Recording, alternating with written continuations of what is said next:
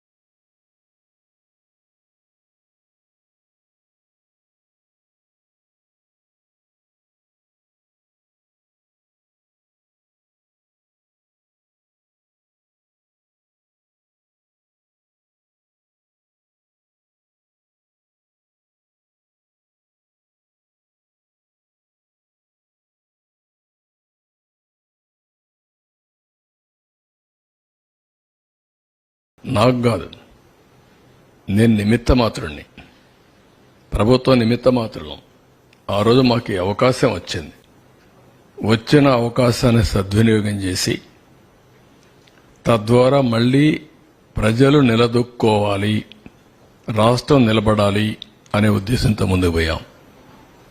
10 ఏళ్లు రాజధాని లేదు. బైఫర్కేషన్ యాక్ట్ కూడా 10 years టైం ఇచ్చి కామన్ క్యాపిటల్ హైదరాబాద్ ఉంటుందని చెప్పి ఈరోజు హైదరాబాద్ కూడా క్యాపిటల్ అయిపోయింది. మనకు రాజధాని లేని పరిస్థితి వచ్చింది. ఇన్వెస్టర్స్ ప్రపంచం అంతా నమ్మకాన్ని కోల్పోయారు. మేము కష్టపడచ్చు, కానీ పెట్టుబడి పెట్టడానికి సహకరించడానికి వచ్చే వ్యక్తులు రారు. ఇప్పుడు సింగపూర్ గవర్నమెంట్ వాళ్ళతో మాట్లాడాలి, వస్తారా రారా? అంత ఈజీగా రారు. వాళ్ళ అనుభవం వాళ్ళకుంది. మన కోసం వాళ్ళు డబ్బులు పోగొట్టాల్సిన పని లేదు. ఇలాంటి రాష్ట్రాలు, ఇలాంటి దేశాలు కొన్ని వందలు ఉన్నాయి వాళ్ళకు. ఆ దేశాల్లో చేసుకోగలుగుతారు ఏదైనా హెల్ప్ చేయాలన్నా. మనకే చేయాల్సిన అవసరం లేదు. రెండోది, పెట్టుబడులు పెట్టే వాళ్ళందరికీ ఈ రోజు బాగానే ఉంది, మళ్ళా ఈ భూతం ఇక్కడ ఉంటుంది కదా, ఈ దుర్మార్గుడు ఉంటాడు కదా, ఉన్నప్పుడు రేపు కథ ఏంటి, మేమెందుకు రిస్క్ చేయాలి మీ రాష్ట్రానికి అనే ఆలోచన ఉంటుంది. ఒక బ్రాండ్ ఇమేజ్